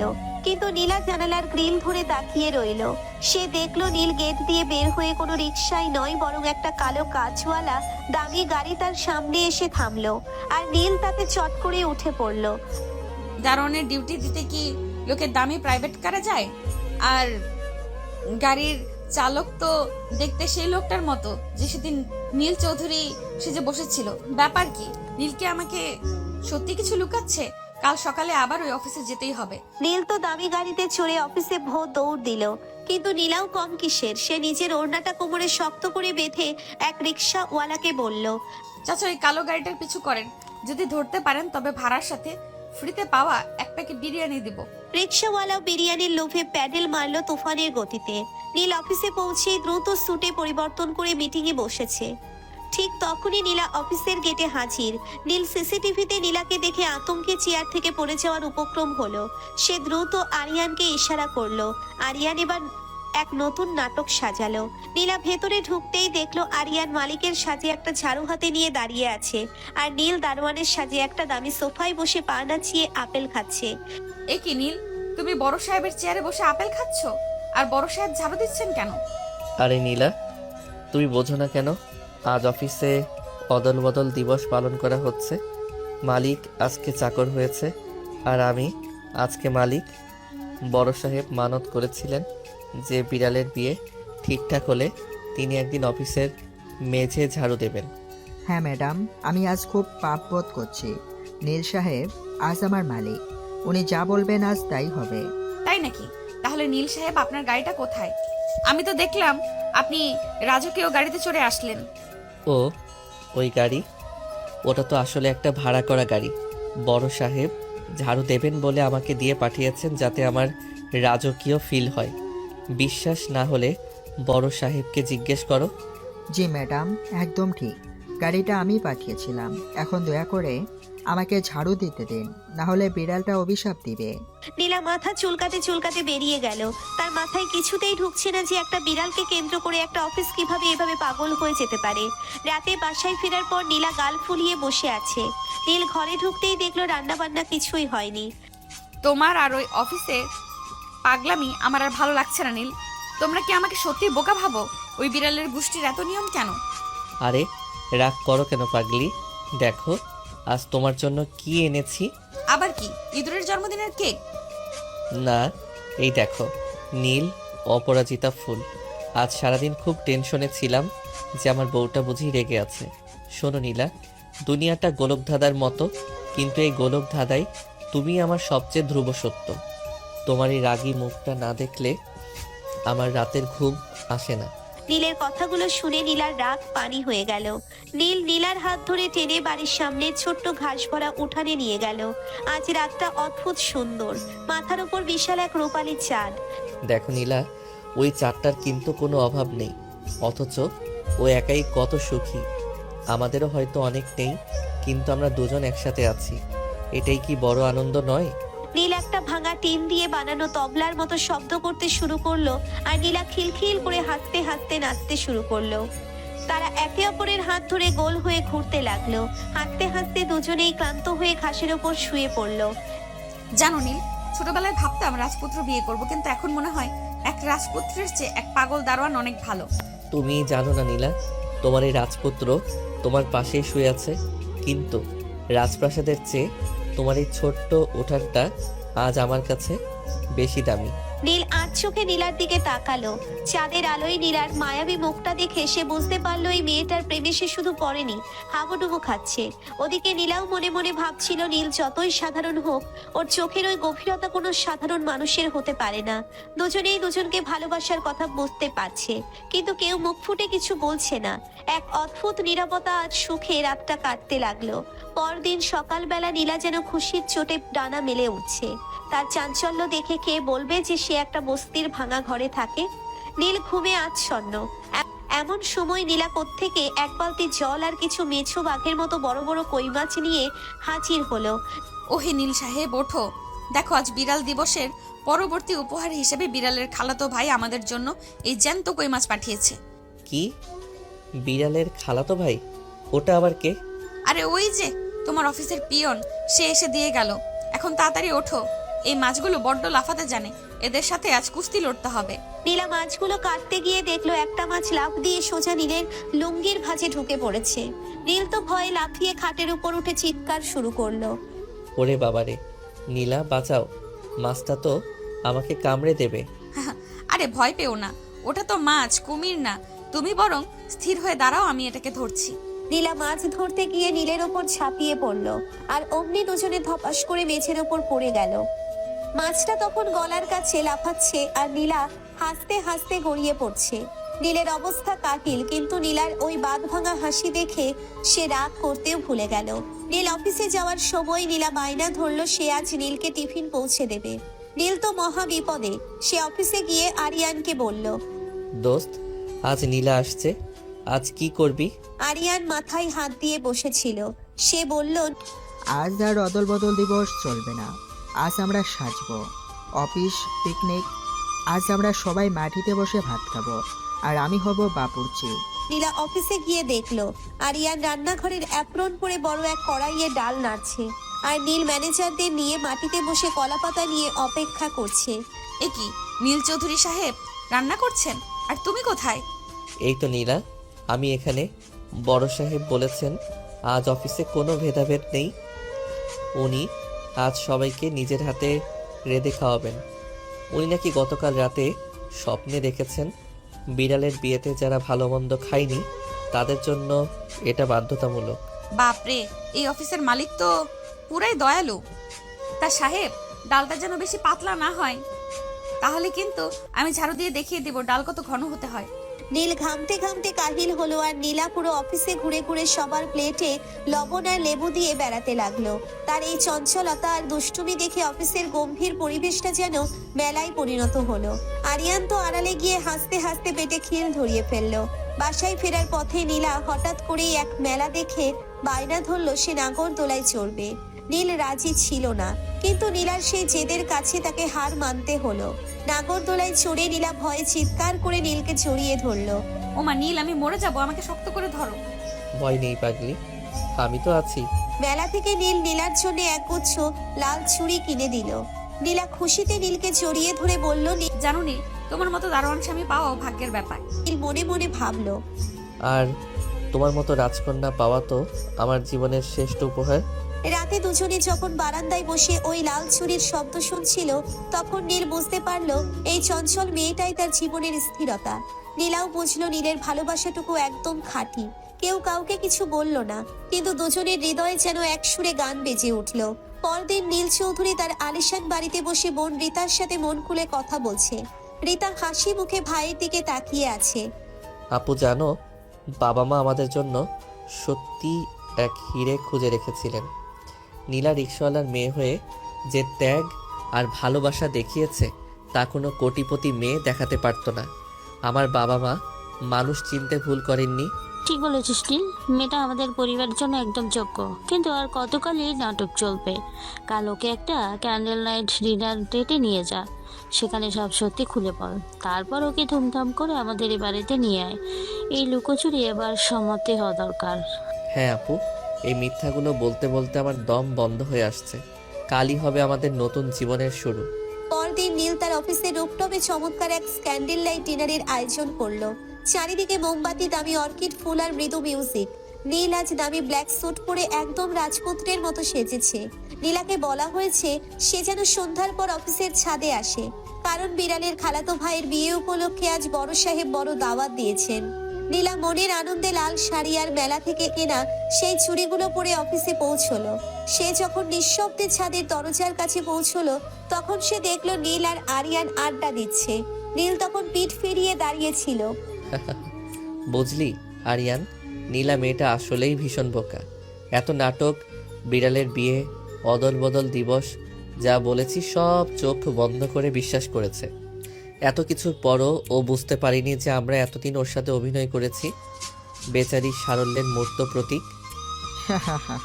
সত্যি তো, ও তো এখনো জানে না যে ওর এই দারোয়ান বর আসলে এই শহরের সবচেয়ে বড় কোটিপতি নীল চৌধুরী। দরজার আড়ালে দাঁড়িয়ে কথাগুলো তীরের মতো নীলার বুকে গিয়ে বিঁধলো। তার দু চোখ বেয়ে জল গড়িয়ে পড়লো। সে ভাবলো, তার মানে নীল আমাকে ভালোবেসে নয়, আমাকে বোকা বানিয়ে আনন্দ পেয়েছে, আমার আবেগ নিয়ে খেলেছে। নীলা রাগে আর অভিমানে কাঁপতে কাঁপতে সামনে এসে দাঁড়ালো। হাতে থাকা দামি গিফট বক্সটা, যা সে নীলের জন্য অনেক কষ্টে বানিয়েছিল, সজোরে মাটিতে ছুঁড়ে মারলো। হ্যাঁ, আমি বোকা, কারণ আমি তোমাকে বিশ্বাস করেছিলাম। আমি বোকা কারণ আমি তোমার জন্য আমার কোটিপতি চাচার ঘর ছেড়ে বস্তিতে এসেছিলাম। নীলা, তুমি এখানে শোনো, আমার কথা শোনো। কি শুনবো? তোমার নতুন কোনো নাটকের গল্প? তুমি নীল চৌধুরী হও বা নীল আকাশ, তাতে আমার কিছু যায় আসে না, কিন্তু তুমি আমার ভালোবাসার সাথে বেইমানি করেছো, তুমি আমাকে নিয়ে হাসাহাসি করেছো। ছি নীল, আমি ঘৃণা করি তোমাকে।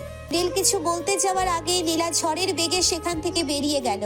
নীল চিৎকার করে ওর পিছু নিল, কিন্তু লিফটে নীলা ততক্ষণে নেমে গেছে। নীল পাগলের মতো রিক্সা নিয়ে তাদের সেই বস্তির ঘরের দিকে ছুটলো। তার মনে শুধু এক ভয়, নীলা যদি কোনো ভুল কিছু করে বসে। সে যখন সেই ছোট্ট ঘরের সামনে পৌঁছলো, দেখলো দরজা খোলা। ঘরের ভেতর সব এলোমেলো, সেই কোলবালিশের বর্ডার লাইনটা ছিঁড়ে পড়ে আছে মেঝেতে। নীলা, নীলা কোথায় তুমি? আমি মজা করছিলাম না, আমি সব সত্যি বলতে চেয়েছিলাম। কিন্তু সেই ঘরে কোনো সাড়া নেই। আলমারি থেকে নীলার 2-3টে সাধারণ শাড়ি উধাও। নীল পাগলের মতো আশেপাশে খুঁজলো, কিন্তু নীলা যেন কর্পূরের মতো বাতাসে মিলিয়ে গেছে। না সে তার চাচার বাড়িতে গেছে, না সে তার মায়ের কাছে গেছে। নীল রাস্তার মাঝখানে হাঁটু গেড়ে বসে পড়ল। যে নীল চৌধুরী পুরো শহর শাসন করে, সে আজ এক সাধারণ মেয়ের জন্য ডুকরে কেঁদে উঠল। সে বুঝতেই পারল না, এই লুকোচুরি জীবনের সমাপ্তি করতে গিয়ে সে তার জীবনের সবচেয়ে বড় সত্যটাকে হারিয়ে ফেলেছে।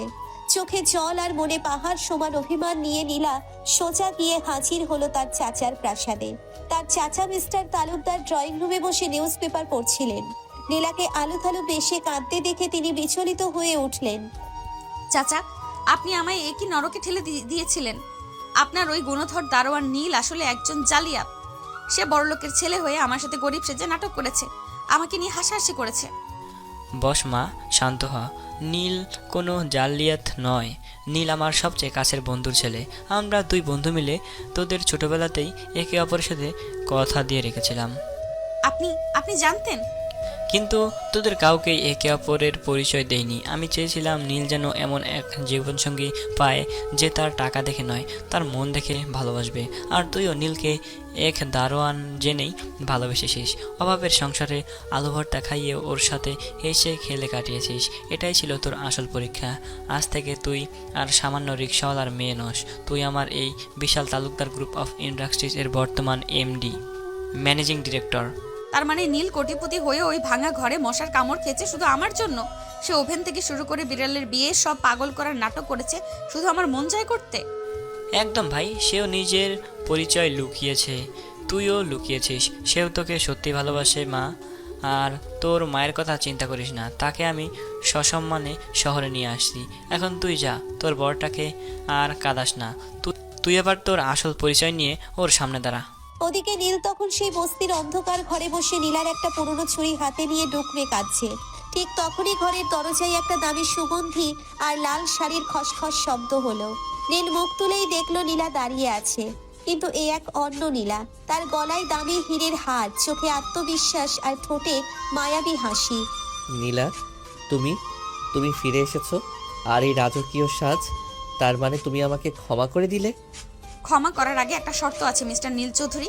আমার সাথে আপনার কোম্পানির এক বড় বিশাল মার্জার ডিল সই করতে হবে, কারণ আমিও যে তালুকদার গ্রুপের উত্তরাধিকারী নীলা তালুকদার। কি? তুমিও কোটিপতি? তার মানে আমি এতকাল এক হীরের টুকরোকে রিক্সাওয়ালার মেয়ে ভেবে নাটক করছিলাম। হ্যাঁ নীল, আমরা দুজনেই একে অপরকে বোকা বানাতে চেয়েছিলাম, কিন্তু দিন শেষে আমরা নিজেরাই ভালোবাসার কাছে ধরা পড়ে গেলাম। নীল আর এক মুহূর্ত দেরি করলো না। সে দুহাতে নীলাকে জড়িয়ে ধরলো। এই আলিঙ্গনে যেন সব ক্লান্তি আর লুকোচুরির অবসান হলো। নীলা পরম নিশ্চিন্তে নীলের বুকের উপর মাথা রাখলো। জানো নীলা, যখন তুমি বস্তির ওই নোংরা ঘরটা হাসি মুখে পরিষ্কার করছিলে, তখনই আমি তোমাকে আমার মনের রানী বানিয়ে ফেলেছিলাম। টাকা পয়সা তো আমার আগে থেকেই ছিল, কিন্তু তোমার মতো একটা পাগল মেয়ে ছিল না বলে আমার জীবনটা ছিল মরুভূমি। আর আমি যখন দেখলাম আমার দারোয়ান বড়টা বিড়ালের বিয়ের গালগপ্প শুনিয়েছে, আমাকে হাসানোর চেষ্টা করছে, তখনই আমি বুঝেছিলাম তুমি ছাড়া আমার পৃথিবীতে আর কেউ নেই। ধোকাটা ছিল পরিচয়ের, কিন্তু ভালোবাসা ছিল একদম খাঁটি। তাহলে এখন কি আমরা বর্ডার লাইন কোলবালিশটা সরিয়ে দিতে পারি, নাকি এখনো আমি ওই ওভেনে গ্রিল হওয়ার ভয় থাকবো? নীল তুমি এখনো পচা আছো। নীল আলতো করে নীলার চিবুক স্পর্শ করলো। ঘরের বাতিটা নিভিয়ে দিয়ে জানালাটা খুলে দিল সে। বাইরের ওই রূপালী চাঁদটা আজ আগের চেয়েও বেশি উজ্জ্বল মনে হচ্ছে। নীল নীলাকে পাঁচাকোলা করে তুলে নিল। আজ থেকে আর কোনো বস্তি নয়, কোনো অভাব নয়। আমার প্রাসাদে তুমি হবে রানী, আর আমি হব তোমার চিরকালের সেই পাগল দারোয়ান বর। এবং আমি হব তোমার সেই ঝাড়ু হাতে থাকা চঞ্চল বউ। খবরদার নীল, আমাকে ছেড়ে যাওয়ার কথা ভাবলে কিন্তু এই ঝাড়ু এখনো আমার ব্যাগেই আছে। মাপ চাই বস, আজ থেকে আমি শুধুই তোমার। চাঁদের আলোয় ভেসে গেল ঘরটা। দুই হৃদয় এক হয়ে গেল এক অনবদ্য প্রেমের বন্ধনে। দীর্ঘ লুকোচুরির পর শুরু হলো নীল আর নীলার এক রূপকথার মতো মধুর জীবন। নীল আর নীলা এখন চৌধুরী ভিলার বিশাল রাজপ্রাসাদে। কিন্তু সমস্যা হলো নীলার সেই বস্তির স্বভাব আর চাঞ্চল্য যেন রক্তে মিশে আছে। সাত সকালে নীল ঘুমাচ্ছে, এমন সময় নীলা দামি সিল্কের শাড়ি পরে হাতে একটা বড় স্টিলের গামলা আর চামচ নিয়ে নীলের কানের কাছে এসে গান শুরু করলো। ওহে নীল সাহেব, জাগো জাগো, রাজপ্রাসাদের বিড়াল আজ ডাকাতি করেছে। কি ডাকাতি? কোথায়? কিসের বিড়াল? আরে না, এই যে তোমার এই বিশাল বাড়ির বিশাল রান্নাঘরে আমার রান্না করতে বড্ড একা একা লাগছে। চলো আজ সকালে আমরা দুজনে মিলে বাড়ির সব কাজের লোকদের জন্য খিচুড়ি রান্না করব। নীলা, এখানে 20 জন বাবুর্চি আছে, তুমি কেন রান্না করবে? আর খিচুড়ি কেন? কারণ ওই যে অভাবের দিনের পাতলা ডালের কথা মনে আছে? আজ সেই ডাল দিয়ে দামি বাসমতি চালের খিচুড়ি হবে। রাজপ্রাসাদে বসে গরিবের স্বাদ না নিলে তো জীবন বৃথা। দুপুরে খাওয়ার সময় হলো। দামি কাছের ডাইনিং টেবিলের উপর থালা বাসন সাজানো। নীলের বোন রীতা আর আরিয়ানও এসেছে। নীল গম্ভীর হয়ে বসে আছে, কারণ আজ অনেকদিন পর দামি ক্লায়েন্টদের সাথে তার ভিডিও কনফারেন্স আছে। নীলা সবার পাতে দামি বিরিয়ানি না দিয়ে সেই পাতলা খিচুড়ি আর বেগুন ভাজি তুলে দিল। আরিয়ান এক লোকমা মুখে দিয়ে নীলকে চোখ টিপ দিয়ে বলল, বস, বিড়ালের বিয়ের খিচুড়ি তো সেই রকম হয়েছে। ঠিক তখন নীলের ল্যাপটপে ভিডিও কল শুরু হলো। বিদেশের ক্লায়েন্টরা স্ক্রিনে হাজির। নীল খুব ভাব নিয়ে ইংরেজিতে কথা বলছে। হঠাৎ নীলা এক বাটি ডাল হাতে নিয়ে ক্যামেরার সামনে এসে পড়ল। হ্যালো মিস্টার, আপনারা কি নীলকে কাজ দিচ্ছেন? দেখুন, আমার বর কিন্তু খুব ভালো এসি পাহারা দিতে পারে, আর ও খুব ধৈর্যশীল। ওকে আপনারা সারাদিন রোদে দাঁড় করিয়ে রাখলেও ও কিচ্ছু বলবে না। সরো এখান থেকে। মিস্টার নীল, আপনার ওয়াইফ তো খুব ফানি। উনি কি আমাদের লাঞ্চের দাওয়াত দিচ্ছেন? অবশ্যই, আপনারা চলে আসুন। বিড়ালের বিরিয়ানি না পেলেও বউ স্পেশাল খিচুড়ি পাক্কা পাবেন। সবাই হেসে দিল। এদিকে বিকালের দিকে হঠাৎ করেই কালো মেঘ করে ঝমঝমিয়ে বৃষ্টি শুরু হলো। নীল তার লাইব্রেরি ঘরে কাজ করছিল। নীলা হঠাৎ করেই জানালার গ্রিল ধরে বৃষ্টি দেখতে দেখতে গুনগুন করে গান গাইছিল। নীল পেছন থেকে এসে নীলাকে জড়িয়ে ধরলো। কি হলো রানী সাহেবা, আবার কি বিড়াল বাঘ হয়ে যাওয়ার গল্প ভাবছো? না নীল, আমি ভাবছি সেই বৃষ্টি ভেজা দিনের কথা, যখন আমরা রিকশায় চড়ে কাজী অফিসে যাচ্ছিলাম। আমাদের পকেটে টাকা ছিল না, কিন্তু মনে অনেক আনন্দ ছিল। এই রাজপ্রাসাদে এসে ভয় হয় নীল, আমাদের এই সাধারণ মুহূর্তগুলো হারিয়ে যাবে না তো? কখনো না। এই দেখো তোমার জন্য আমি কি বানিয়েছি। নীল নীলার হাত ধরে তাদের শোয়ার ঘরের বারান্দায় নিয়ে গেল। সেখানে নীল একটা কৃত্রিম বস্তি কটেজ তৈরি করেছে। এক কোণে একটা ছোট্ট মাটির চুলা, একটা পুরনো পিঁড়ি আর সেই বিখ্যাত বর্ডার লাইন কোলবালিশ। এটা কি নীল? এটা আমাদের স্মৃতিঘর। যখনই আমাদের এই কোটিপতি জীবনে একঘেয়েমি আসবে, আমরা এখানে এসে আলু ভর্তা খাবো আর ঝগড়া করব। আমি হব তোমার সেই ভীতু দারোয়ান, আর তুমি হবে আমার সেই ঝাড়ুওয়ালি ডন। তুমি সত্যিই পাগল নীল, এত ভালোবাসলে আমি তো তোমায় ঝাড়ু দিতেই ভুলে যাব। তাই নাকি? তাহলে এসো, বৃষ্টির এই দিনে আজ বিড়ালের বিয়ের দ্বিতীয় বার্ষিকী পালন করি। নীল নীলাকে কোলে তুলে নিয়ে বৃষ্টির ঝাপটার মাঝে বারান্দায় দাঁড়িয়ে থাকলো। তাদের অট্টহাসি আর ভালোবাসার গল্পটা চৌধুরী ভিলার দেওয়ালে দেওয়ালে প্রতিধ্বনিত হতে লাগলো। এখন তারা শুধু কোটিপতি নয়, তারা পৃথিবীর সবচেয়ে সুখী দম্পতি, যারা জানে যে ভালোবাসা থাকলে এক চিলতে কুঁড়েঘরও তাজমহল হয়ে উঠতে পারে। দিন তিনেক পরের কথা, নীলা এখন শুধু চৌধুরী বাড়ির বউ নয়, সে তালুকদার গ্রুপের এমডি হিসেবে অফিস সামলাচ্ছে। তবে নীল আর নীলা মিলে অফিসে এক নতুন নিয়ম করেছে। সপ্তাহে একদিন অফিসের সবাই সাধারণ পোশাক পরবে এবং একসাথে বসে দুপুরের খাবার খাবে। তারা চায় না তাদের এই ঐশ্বর্য মানুষের প্রতি মানুষের মায়া কমিয়ে দিক। সেদিন সকালে নীল দেখলো নীলা ড্রয়িং রুমে বসে খুব মনোযোগ দিয়ে দামি একটা সিল্কের শাড়িতে সূচিকর্ম করছে। নীল আড়ালে দাঁড়িয়ে দেখছিল নীলা বিড়বিড় করে কি যেন বলছে।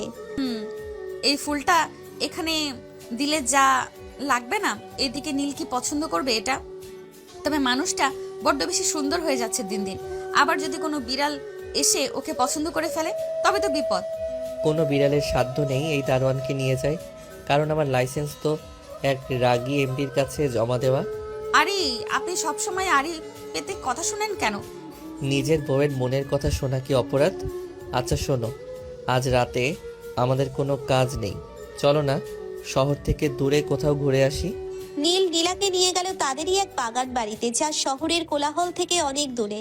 চারিদিকে শুধু কৃষ্ণচূড়া আর বকুল ফুলের গাছ। রাতে বাগান জুড়ে শত শত টিমটিমে আলো জ্বালানো হয়েছে, যা দেখতে ঠিক জোনাকির মতো লাগছে। বাগান বাড়ির মাঝখানে একটা ছোট্ট লেক, যার ওপর দিয়ে হালকা কুয়াশা ভাসছে।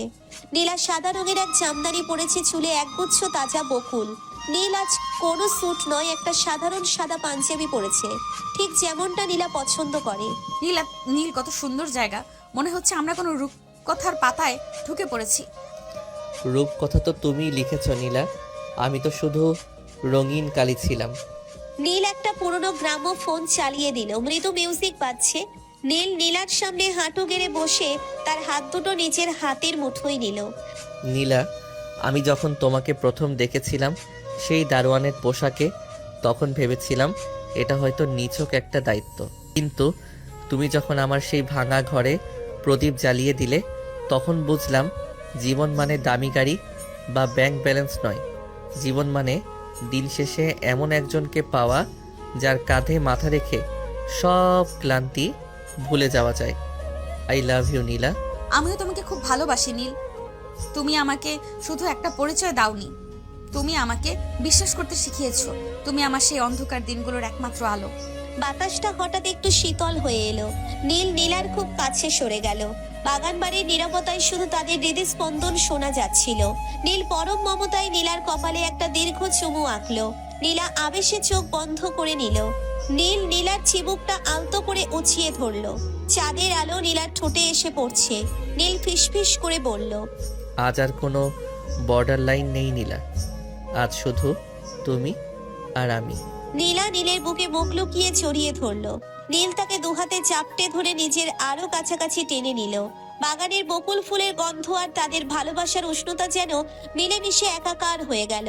তারা বুঝতে পারলো এই যে মুহূর্তটা, এটাই পৃথিবীর শ্রেষ্ঠ সম্পদ। দূর থেকে ভেসে আসছে নদীর কলতান, আকাশে পূর্ণিমার চাঁদ সাক্ষী হয়ে রইল। এক ছদ্মবেশী কোটিপতি আর এক চঞ্চল রাজকন্যার এই অমর প্রেম কাহিনীর তাদের এই যাত্রা শুধু অর্থের মোহে নয়, বরং নিখাত বিশ্বাসের উপর দাঁড়িয়ে এক নতুন রূপকথা রচনা করলো।